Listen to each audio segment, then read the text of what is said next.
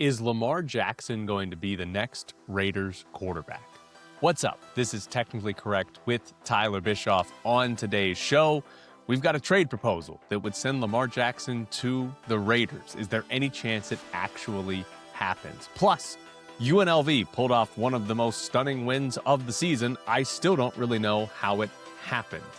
And Mike McDaniel doesn't want to be a head coach in the NFL? A big thanks to Battle Blast Las Vegas, the best laser tag in Vegas, for sponsoring the show. Here we go. Lamar Jackson somehow is being reported, that's probably not the right word, rumored as a possible trade for the Raiders, trade target for the Raiders. We've had two different stories now that have put Lamar Jackson to the Raiders as a possibility. First off, Mike Preston of the Baltimore Sun wrote back in December about the possibility of the Ravens trading Lamar Jackson. He mentioned Miami, and he also mentioned the Raiders as a possibility. He specifically wrote, Las Vegas, where Tom Brady, a partial owner of the Raiders, has shown a fondness for him. Quick question is, what does fondness mean when we're talking about a fondness for Lamar Jackson? Does that mean Brady has actually said he wants to trade for him, or does that just mean he said nice things about him while broadcasting NFL games? Because I have a fondness for Lamar Jackson. I think he's a great quarterback. But we also now have a story from ESPN where they asked NFL executives to make bold predictions about the NFL offseason. And multiple NFL executives told ESPN that their bold prediction was Lamar Jackson getting traded to the Raiders. Now that the Raiders have the number one pick and Fernando Mendoza sitting there, that's presumably what would be going to Baltimore. Is that enough to get Lamar Jackson? In theory, no. Bill Barnwell wrote a good story in the offseason about how many picks it would take, first-round picks it would take to get certain players. Basically, how many players in the league are worth more than one first-round pick. I believe he had Patrick Mahomes at the very top, worth 7 first-round picks. But Lamar Jackson was in that 3 or 4 first-round pick range. So is the number one overall pick worth 3 or 4 first-round picks? Usually not. Baltimore fired their coach. They're going to hire a new coach. Are they looking for some sort of complete, I don't want to say rebuild because they wouldn't be bad, but some sort of reset with head coach and quarterback? I guess, and if that's the case, maybe the number one overall pick by itself is enough. It's a fascinating trade because if that's it on its own, would you rather have Lamar Jackson or Fernando Mendoza? And there's an obvious answer. It's Lamar Jackson. He's a proven MVP, right? He's won the MVP. Would immediately be what? The best Raiders quarterback in 2 decades? Immediately the best quarterback of all time the Raiders have had, right? Obviously, accomplishments with the Raiders, no. But as far as pure talent, that might be the best quarterback they've ever had. So he's clearly the answer, right? Who do you want, Lamar Jackson or Fernando Mendoza? But I don't think the Raiders should trade the number one pick for Lamar Jackson, even if that were an option. Because how far away are the Raiders from contending? We've heard John Spytek, the GM of the Raiders, talk about how this is going to be a rebuild, right? He said that it'd be nice to win 10 games in 2026, but that's probably not going to happen, and that's not the goal because the Raiders have to build up the entire roster. And I know there's other draft picks, there's free agency, the Raiders have a lot of cap space, maybe Lamar Jackson attracts more free agents and all that. But do we really think the Raiders are fixing the holes in their roster this offseason?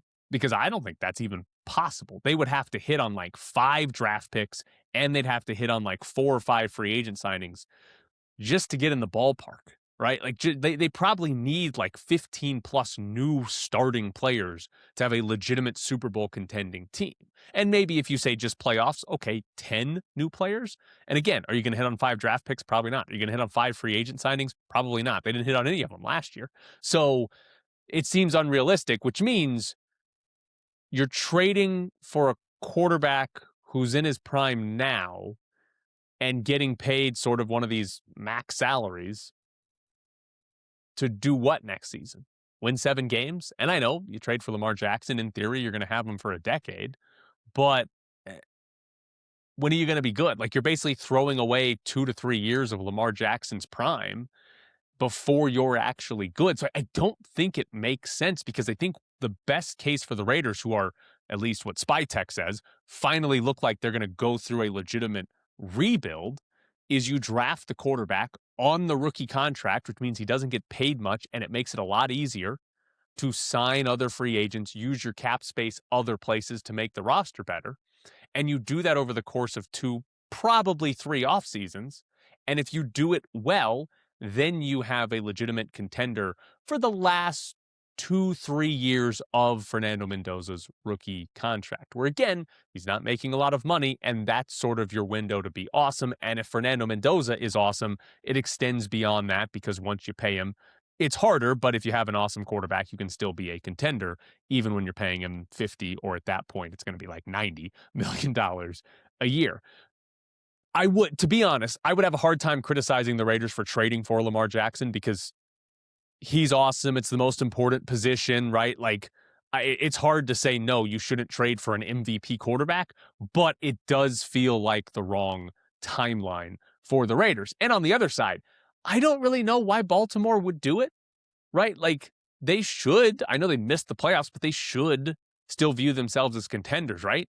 And trading for Mendoza, I mean, the one benefit, it would be he'd be cheaper than Lamar Jackson, right? Like, you would, in theory, have more cap space to spend other places, but like, you're trying to win now. What are the chances that Mendoza provides as much value as Lamar Jackson this upcoming season, or over the next 3 seasons, right? It's like less than 5% that Mendoza gives you as much value as Lamar Jackson. It just seems like the wrong timeline for both teams. So I'm surprised that we've had one columnist in Baltimore mention it, and now that we've had NFL executives say that that's their, again, to be fair, bold prediction, but that they could see that happening, because I don't think it makes sense from either side.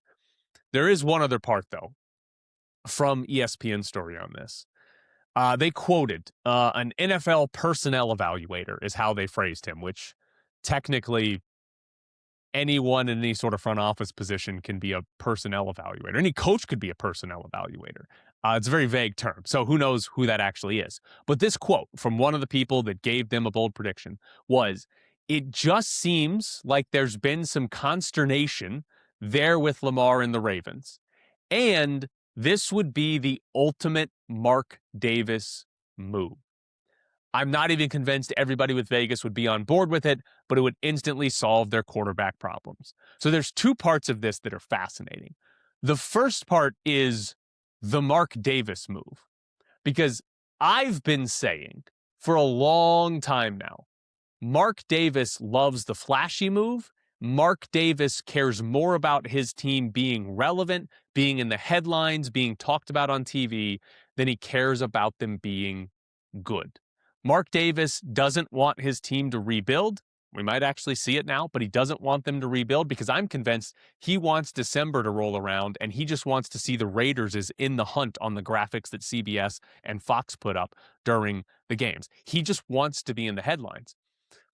Trading for Lamar Jackson would be about as big of a headline as you could possibly have in the offseason. So that's probably a good point that makes me think, Mark Davis might actually do this if given the opportunity. But the other part of that quote that's really fascinating is, I'm not convinced everybody with Vegas would be on board with it. Who is everybody? This is why I keep asking the question, who's actually in charge for the Raiders? Is it Tom Brady? Is it John Spytek? Is it Mark Davis? Like, who has the final say? If the Ravens called the Raiders, first off, who do you call? I'm assuming Spytek. But if the Raiders got a call from the Ravens, and the Ravens said, we want to trade Lamar Jackson for the number 1 overall pick. We're not even going to ask for any more picks, even though we probably should get more. We want the number 1 pick for Lamar Jackson. Who says yes or no? Who for the Raiders says yes or no to that trade? Who makes the final decision? Because Spytek in name is the one that's supposed to have that final decision. Brady appears to be the one that has the final say on things, but we're still not really sure because this is somebody who never shows up to the Raiders practice facility. But also, if you're trading the first overall pick for Lamar Jackson, it also feels like Mark Davis might come in and say, we're doing this, whether Brady or Spytek want to or not. Who has the final say? I don't know. And I think it's one of the biggest problems for the Raiders is that this has been a question for a while now, is who is in control? And is it the actual right person that should be in control? Which, by the way, brings me to this. Did you see Giants general manager Joe Schoen say over the weekend that who has the final say is irrelevant? So apparently part of the holdup with John Harbaugh and his contract with the Giants to be their next head coach was about like having final say. And Joe Schoen, I guess, got asked about Harbaugh having the final say now in the Giants organization. And Joe Schoen said, I've been in the league for 26 years. So everywhere I've been, the head coach and the general manager work together. That's the only way it's going to work. Get on the same page, go through the process. We've done it everywhere I've been. I'm not worried about it. That's just something on a piece of paper. Doesn't matter. That might be the most delusional quote I've ever heard a general manager give. He's the general manager and he's saying, who has final say on important decisions? Irrelevant. Doesn't matter here. What do you mean? Like he said, okay, the GM and the coach have to work together. What if you disagree? Like, why is he acting like they're not going to disagree on things? Like, what happens if they want to draft a different player in the first round? What happens if they have different opinions on a free agent signing? More importantly, what happens after year 2 if Harbaugh and Schoen have different opinions on what they should do with Jackson Dart at quarterback? What if one of them wants to keep Dart and let's develop him for at least another year, and the other one says, no, he sucks, we need to move on? Like, it's just insane for a GM to say, it's not important who has final say. Because what do you mean? When you two disagree, who gets to make the actual decision? Who gets to decide? Hell, when you and somebody in your family, your significant other, your wife, your parents, whoever, when you go out to dinner, what if you guys disagree on the restaurant? Somebody has to make a final decision on what you're going to eat. There's got to be a final say, and it matters because it ends up on where you eat. I just can't imagine a GM actually believing, it doesn't matter who has final say. It's an insane thing for Joe Schoen to say, and that's the question I have with the Raiders, right? Who has final say? And specifically, if this were to happen, who would have the final say? What happens if the Ravens offer Lamar Jackson for the number 1 overall pick and John Spytek doesn't want to do it and Tom Brady does want to make the trade? What do the Raiders do, right? Who wins out in that scenario? Because we don't have a clear answer for that. Also, by the way, to jump back to that ESPN story, just to give you a little bit more, some other bold predictions from NFL executives. A.J. Brown gets traded to the Bills. It does certainly seem like the Eagles could decide to trade A.J. Brown away. The Bills obviously need wide receiver help. They've been bad at that position for a long time. They also said the Falcons just stick with Kirk Cousins as their quarterback, which would be funny, but also, is Penix any good? The current quarterback class is not good. The free agent class for quarterbacks also not good. Like, it does seem like that's a possibility that Kirk Cousins is just, he's starting again in Atlanta. And then there was also the Jets and the possibility of trading for either Kyler Murray, Tua Tagovailoa, or Geno Smith. That seems like an option. Jets are picking second. There's not really a quarterback to take it second in this NFL draft. They don't have an answer at quarterback. Kyler Murray could be available. Tua, Geno Smith is almost certainly going to be available one way or another. Could they trade for one of those three or wait for like the Raiders to cut Geno Smith? Because that seems like the most likely option and just sign Geno Smith as a free agent. Geno goes back to New York. But that would be...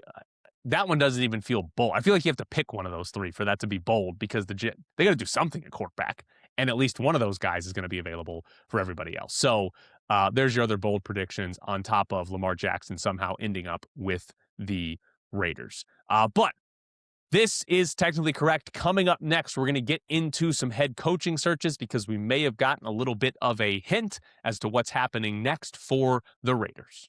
Battle Blast, been serving Las Vegas since June 2012 with the very best in family entertainment. We are proud to provide the best facility, equipment, and service possible. Strap on laser tag vests, step into the 5,600 square foot 2-story arena designed to look like a worn, torn city street.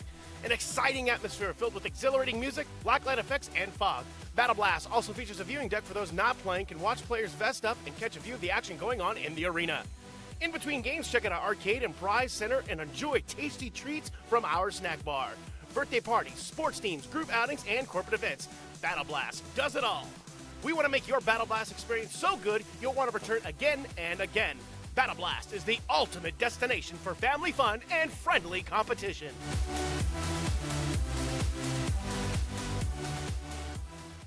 You know what you want to do? You want to play some laser tag. Technically Correct is brought to you by Battle Blast Las Vegas, the best laser tag here in Vegas. It is the perfect spot for your next event. Could be your kid's birthday party, could be a corporate event, whatever it is you're planning on having a party. Battle Blast Las Vegas, go try out some laser tag. Do it for your own birthday. Get your family, get your friends together, or your coworkers. See who is better at laser tag at Battle Blast Las Vegas. Plus, they got arcades and prizes. There's more than just laser tag. Check out Battle Blast Las Vegas. They're located at 8125 West Sahara Avenue, your next stop for fun in Las Vegas. Mike McDaniel is going to be the new offensive coordinator of the Chargers. The former Dolphins head coach reportedly yesterday took his name out of the running for the Browns head coaching job.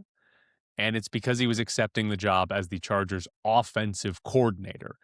Don't know if he would have gotten offered the Browns job, but it is funny to see him basically say no thank you to the Browns head coaching job. I would rather be the Chargers offensive coordinator.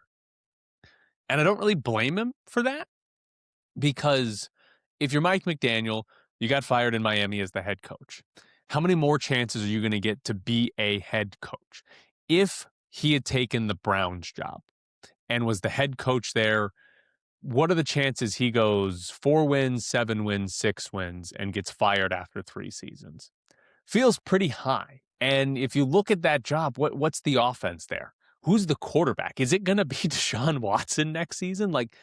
It looks like a bad offensive situation. Defense has been good, but it looks like a bad offensive situation and a very easy way to get fired after 3 years and really be done as a head coach in the NFL. Whereas if you take the Chargers job, you get to coach Justin Herbert, and there's a really good chance that they have a good offense over the next 3 years, and Mike McDaniel gets to take a better head coaching job at some point in the future. So I actually think choosing between Browns head coach and Chargers offensive coordinator for Mike McDaniel, Chargers offensive coordinator is a better job. It's a better situation for him and his overall career. Because if he goes to Cleveland and they, don't go above 500 in any of the first 3 years and he gets fired, are you hiring him to be your head coach anywhere else? Probably not. So I don't think that's the wrong choice for Mike McDaniel in his career. The part of it, though, that's really interesting is Tom Pelissero, when he reported yesterday that McDaniel was taking his name out of the running for the Browns job, he said that McDaniel was still in the running for the Raiders and the Ravens head coaching jobs, right? He interviewed with the Raiders in Miami on Sunday, I believe it was. Did he know he wasn't going to be offered either of those 2 jobs? Because, listen, the Ravens job for McDaniel, no-brainer. If he had been offered the head coaching job for the Ravens, you have to take that. And honestly, I think you hold out long enough to see what they do. They might give you the job.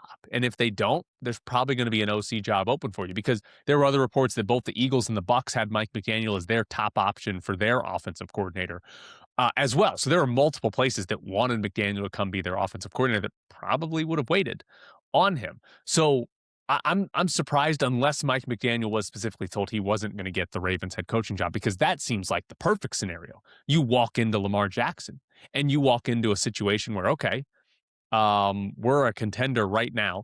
I've got an MVP level quarterback. I could be awesome here for a decade. Like, in all seriousness, they at the high end could put together the Andy Reid, Patrick Mahomes run, where you win multiple Super Bowls because your offense is awesome, because your quarterback's great and your play caller's great. Right? And I honestly, at the low end, I think it's what the Bills did. where over the last 9 years with Sean McDermott, the Bills went to the playoffs 8 times. They won the division title 4 times, but they never won the Super Bowl. Right? I think that might be the low end for McDaniel and Lamar Jackson in Baltimore. So I'm a little surprised that he took the Chargers job before the Ravens job closed. Now, for the Raiders, it really would come down to what do you think of Fernando Mendoza? Because if you think Fernando Mendoza is going to be bad, then the Raiders job is just like the Browns job. It's a job where, okay, if Mendoza's not any good, you're going to get fired in 3 years and you're probably not getting another head coaching job. If you think Mendoza is going to be good or at least above average, then Mike McDaniel could probably look at that and say, hey, this will work in Las Vegas, or I can make this work in Las Vegas. But that one's not as cut and dry as Baltimore, where Lamar Jackson exists. So I can understand why he would say no to Cleveland. That's an easy one. I can get the logic behind if he was like, I don't want to wait for the Raiders job. Mendoza, I don't believe in him, or just, I don't know if he's going to be any good. Whereas Baltimore seems like a no-brainer. You'd wait to be the head coach there if that was even a possibility. So an interesting decision for McDaniel, a guy who had been interviewed for head coaching jobs, but also for offensive coordinator jobs, to take an OC job before head coaching jobs really said no to him, and specifically one with Lamar Jackson.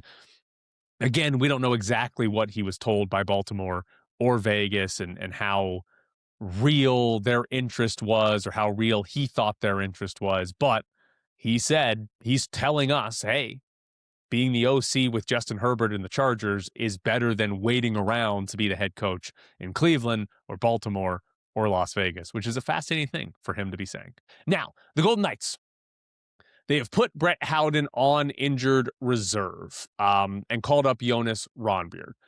Kelly McCrimmon said on Monday that all of the players that are currently injured are going to be out through the Olympic break, which the Golden Knights' last game before the Olympic break is February 5th. It's very close, but basically 2 weeks away here. So we're looking at not just Howden, but Carter Hart, William Karlsson, Braden McNabb, Brandon Saad.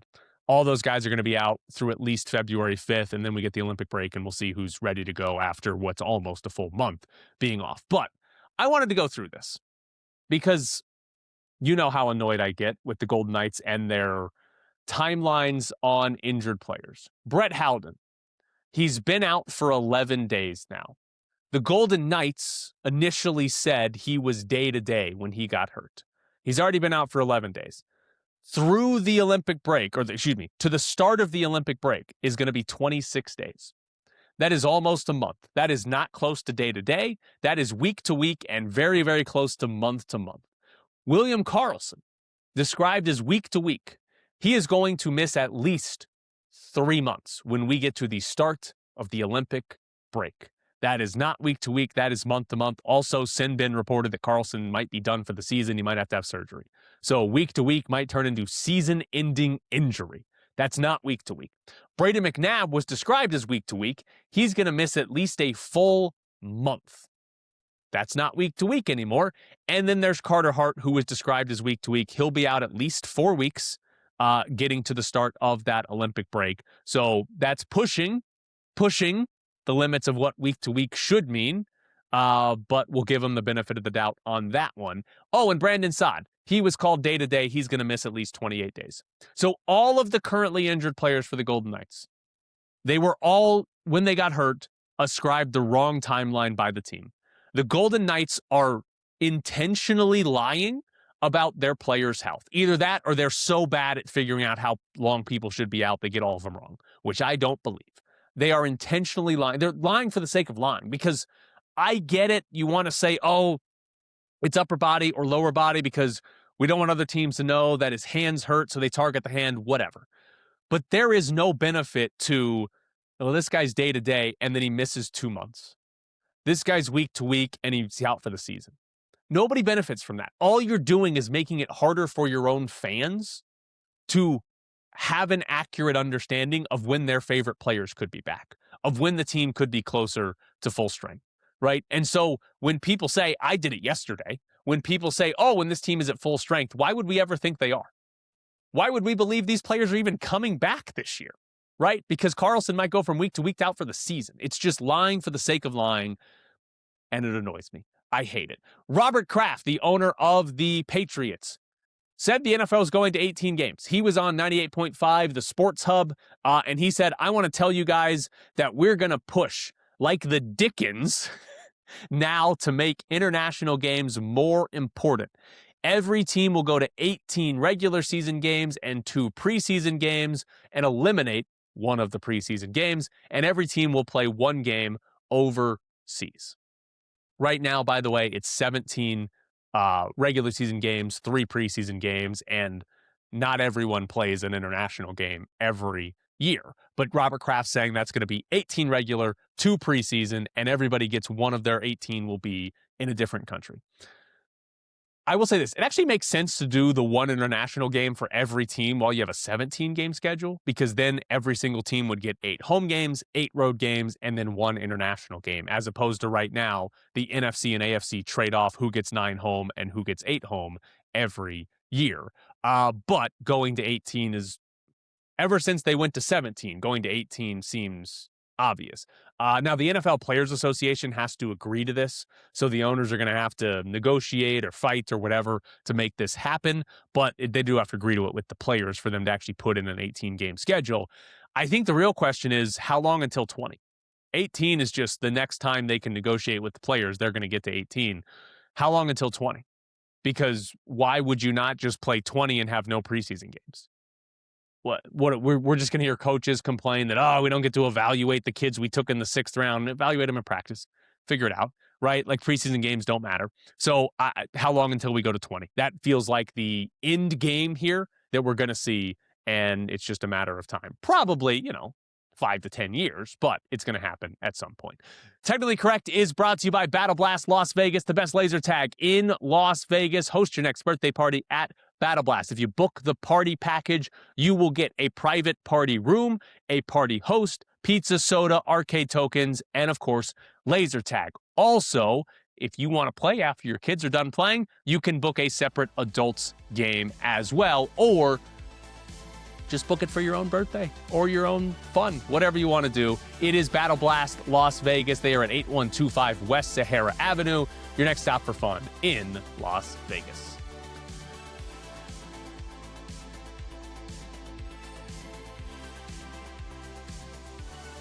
UNLV beat Utah State, and I'm not sure how. Like, can you beat the best team in the conference and pull off a huge upset and not have played that well? It was the most bizarre game, the most scattered game of the season, and they won, and it was an incredible performance. But I'm also like, what happened, right? Like, and for the record, I'm recording this right after the game ended. This is going to be as scattered as I've ever done anything. I can't even get the sentence out right now about how a game played out, because Utah State's the best team in the conference. Ken Pom gave UNLV a 6% chance to win this game. UNLV hasn't won in Logan since 2016. My favorite stat right now is that Todd Simon, who was the interim after Dave Rice got fired, is the last UNLV coach to win in Logan. And UNLV went and did it with this team that's lost to Tennessee Martin and Montana and Tennessee State. It's unbelievable. So, first off, they trailed this game by 14 points with 12:40 to go in the game. They were going to get blown out of this game, and they won by 10. I mean, just an unbelievable turnaround in the last 12 minutes of this game. And so UNLV's first half, which I guess we'll get to, was very bizarre. But the second half, right? We have a second half where they start off tied. And UNLV is in a lot of foul trouble. They had 3 starters at halftime with 3 fouls. And then very quickly, Howie Fleming and Kamani Hamilton pick up their 4th fouls. And Josh Pastner has to go and use his bench again, which performed well in the first half. But he goes to the bench and they get torched. They can't stop anything in the half court. They are giving up transition opportunities. They get torched, and all of a sudden they're down 14. And Josh Pastner decides to go back to his starters. And we saw UNLV playing with 3 starters, because it was Kamani Hamilton, Howie Fleming, and Dre Gibbs-Lawhorn at one point. All had 4 fouls. And Pastner goes back to all 3 of them. They're down 14, and the game's basically gone. Like, they're going to lose this game by 20. He goes back to those starters because they can't get a stop. And he goes to a zone because they can't stop them man-to-man. And zone, in theory, protects those guys, makes it less likely they're going to commit a foul. And that's when the game changed. Going back to the starters and going back to, okay, they've got 4 fouls, but we've got to play them for the last 12 minutes. And switching to the zone, those are the 2 things that changed the game. Because suddenly UNLV could get stops in the half court. And UNLV could score on offense. Because the other big problem is that between UNLV turnovers and also just missed shots, Utah State was getting up the floor and getting transition buckets, and that's when they built their lead up to 14. And stopping that, plus going to the zone, is really what won this game for UNLV, because all of a sudden Utah State wasn't getting easy looks in the half court, and they weren't getting these free looks in transition. They still got good looks that they missed. Like, Utah State certainly helped out with some missed threes and some missed shots in the paint, but overall, those 2 things changed this game, and UNLV was able to keep scoring offensively to come back and win. Like, UNLV was constantly getting it. That's probably the most impressive thing of the game. To go back to, like, hey, did they play well or not? They did get to the paint incessantly, right? Tyron Jones was great at getting to the paint. Dre Gibbs, Lawhorn, Kamani Hamilton, they got to the paint. They missed a lot of layups in this game, but they got to the paint over and over, which is probably their best offensive skill as a team. They do that fairly well, but they did it against one of the conference's best defenses, and that is a big reason why they won this game.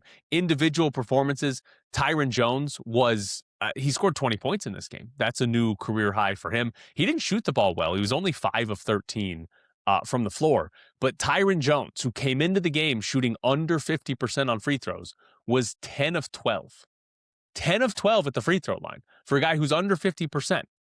Unbelievable performance by Tyron Jones. Oh, also, they need to do this on purpose. I mean, I guess if he's going to shoot 10 of 12, maybe not. But in this game, Tyron Jones pump faked a free throw. And it led to a mass lane violation. All 6 players, his teammates plus the 4 Utah State players, all stepped in the lane early. Now, he made the free throw, so the lane violation on Utah State doesn't matter. The free throw counts as good. But if he's going to shoot 40% on free throws and not 10 of 12, he needs to try to bait their opponents into lane violations. Because if your opponent commits a lane violation, but you make the free throw, it's like the lane violation never happened. You get the point. If you miss the free throw, though, you get to shoot it again. So if you can get lane violations, you're going to get free chances at free throws, which is what they need because they can't make free throws, except against Utah State. Apparently, they made 84% against Utah State. UNLV is the worst free throw shooting team in the conference, and they made 80% in that game. So Tyron Jones was incredible in this game, more pump fake free throws, but also Walter Brown.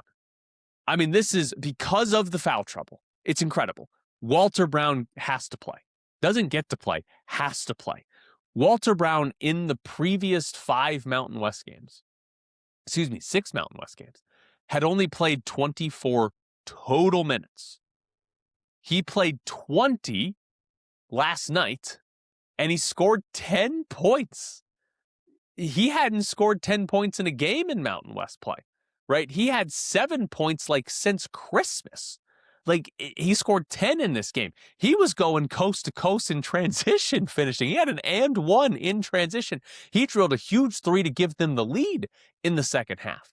Walter Brown has played his way out of the rotation because he's simply not good enough. And yet he has a big game where first half he's great. Second half, when Kamani Hamilton actually fouled out, it wasn't Isaac Williamson that came in. It wasn't Jacob Benarby that came in. It was Walter Brown that got the minutes because of how good he was in the first half. And by the way, credit to the UNLV players for holding out, because Josh Pastner goes back to the starters with about 12 minutes to go, and 3 of them have 4 fouls. Kamani Hamilton does foul out of the game with 7 minutes to go, and we see Walter Brown. But those 6 guys played the entire rest of that half. They did not sub. I thought watching it, like UNLV comes back, they get close, they take the lead, and I thought they're probably going to run out of it here. They're going to run out of steam because Utah State's going through their normal substitution pattern and Josh Pastner's not, because guys have 4 fouls, and then the only way they had a chance was if the starters just finished the game. And they did. And remarkable that they were able to do that in Logan. It's unbelievable that they won this game. It's genuinely unbelievable that they managed to win this game. You get the Tyron Jones performance, you get the Walter Brown performance. Unbelievable that they got those 2 performances and that they were able to win this one. They did it with free throw shooting. They made 50% of their threes. They're shooting well from 3 again. They didn't shoot a lot in this game, but it's just crazy that UNLV was able to beat Utah State. And so, like, looking sort of more big picture on this, because the problem, as is my usual complaint, UNLV doesn't have a chance to go to the NCAA tournament unless they win the Mountain West tournament, right? Their resume is bad. They're not going to the NCAA tournament unless they win the Mountain West tournament. So it sucks, because if UNLV was an NCAA tournament caliber team or just a bubble team, this would have been a massive win, right? We would have been talking about quad 1 win. How high in KenPom do you go? They jumped up to 118. They moved up like 20 spots, right? We would have been talking about that and how important this was, how big of a win this was be on the resume. Unfortunately, it doesn't really matter. But UNLV in conference play, right? They've beaten Fresno State, they've beaten Air Force, and they've beaten San Jose State, right? Okay. Air Force is horrendous. San Jose State's not much better. Fresno State's not horrendous, but they're not any good. Those 3, okay, nothing special. They got that blowout loss to Wyoming where it looked like, okay, well, this season might as well not watch anymore. And they lost a fairly close game at Colorado State. Since then, they've beaten Boise State, and now they've beaten Utah State. And this team's 5-2 in the Mountain West. Like, where are they going to finish in this conference? And are they going to be a legitimate problem for other teams? Right now, 5-2, they're tied for 4th in the Mountain West. I don't know how many of these types of wins they're going to have, but that's the toughest one. Going to Logan is the toughest one on the schedule. That's the best team in the conference, and it's on the road in a good environment. That's the toughest game to win in the Mountain West, and UNLV did it. They look like a competent basketball team. Now, it's probably going to look different in every game that they play, right? They're not going to, I don't know that they have necessarily the same style that they can just, we're going to do this and this is how we're going to win games, right? Some games, they did a lot with free throw shooting in this one, right? They did it with the zone defense. I think a lot of games they're going to do it with, man, we just get to the paint and get to the free throw line a ton, more than you, and we win that way. So they're going to have weird games. They're probably still going to lose a horrific game at some point. We're probably going to have like another 20-point loss, or somehow they're going to lose to San Jose State. And we're going to be like, what happened? Because remember, this team lost to Tennessee Martin and Tennessee State, right? So it's just an absolutely bizarre performance from UNLV that results in a win. I mean, it's remarkable that they went there and won that game and got the performances that they got. By the way, the other player that I want to point out, Emmanuel Steffen. We have not seen big minutes from Emmanuel Steffen, right? He's been starting the last 4 games, and I think he's got a legitimate reason to be starting as a good defensive player. But Emmanuel Steffen's not playing big minutes. He played 31, and he was one of those guys who played basically the full end of this game. He has not played. He played 30 minutes against Stanford, his first game since when he came in from injury. And he has not played 30 minutes in a game since then until last night. So just the fact that he stayed on the floor was pretty good with some rim protection there in the half court, especially in the zone. Like, tremendous work. And I haven't even mentioned Dre Gibbs-Lawhorn, who again was great. He had 21 points. He was the leading scorer for the team. He was great as well. Like, they had an incredible performance where just they had moments where they looked terrible and had a ton of turnovers and couldn't finish shots at the rim, couldn't get stops. And then they had moments where it's just like, yeah, they're better than Utah State. They look so much better than Utah State. UNLV beating Utah State's a crazy, crazy game for UNLV. And I don't know what to do with this season because it's ultimately still bad because you're not close to the NCAA tournament. and the losses in the non-conference are going to outweigh what's been done so far in conference play. But we're starting to see good signs about Josh Pastner, because just a couple weeks ago, I was sitting here saying, you lose these games to Tennessee State, and it's just some of you get blown out by 30 to Wyoming, and it's just some of the worst performances you're going to see. And it's like, all right, well, how realistic is it that this is going to be a good coaching tenure from Josh Pastner at UNLV? But now you get this win. And if UNLV can actually be something in the Mountain West standings, there's reason to think that Pastner can be a good coach at the Mountain West and be a good coach here at UNLV and actually do something, make the NCAA tournament. That's what you're trying to do here. And keep some of the players around. Like, the ideal way to build the program is to have players that stay year to year, and that's harder to do with the transfer portal, but to keep some guys around for multiple years. And you don't want to keep the guys around for multiple years that suck, right? If you had San Jose State's roster, you're not like, oh boy, we got to keep these around. But if UNLV can, Jesus, they're 5-2. Like, if UNLV, I was about to say finish above 500, but they're 5-2. So like, if UNLV can actually, finish, you play 20 conference games, can they win 12 of them? Ken Palm's projection right now has them going 10-10 in Mountain West play. Can they be a little bit better than that and go 12-8? Can they win 12 conference games? I know that's 7 more, and they're not going to be projected. Ken Palm only has them favored to win 3 more conference games. But can they win 7 more conference games? Because if you can go 12-8 in the Mountain West, and okay, the non-conference suck, but if you can go 12-8 in the Mountain West, bring some of these guys back, bring in 1 or 2 impact players in the transfer portal, and like maybe Miles Che comes back and is actually good. Josh Pastner's talked about him like he's the greatest player in the history of the sport and how much of a difference maker he'd be. Maybe there's reason to think year 2 under Josh Pastner could be good. So it's hard to talk about this win in regards to this season because there's no NCAA tournament hopes, but it's still an important win, and maybe we're seeing UNLV actually show us, hey, win some Mountain West games, be more than just competitive, be winners, and going into next year, keep some of these players, and UNLV could look really good. But they won the game. It's incredible. I've said that 100 times. I feel like I'm rambling about that, but it was such a scattered game that all I've got is scattered thoughts for you. I hope that was good.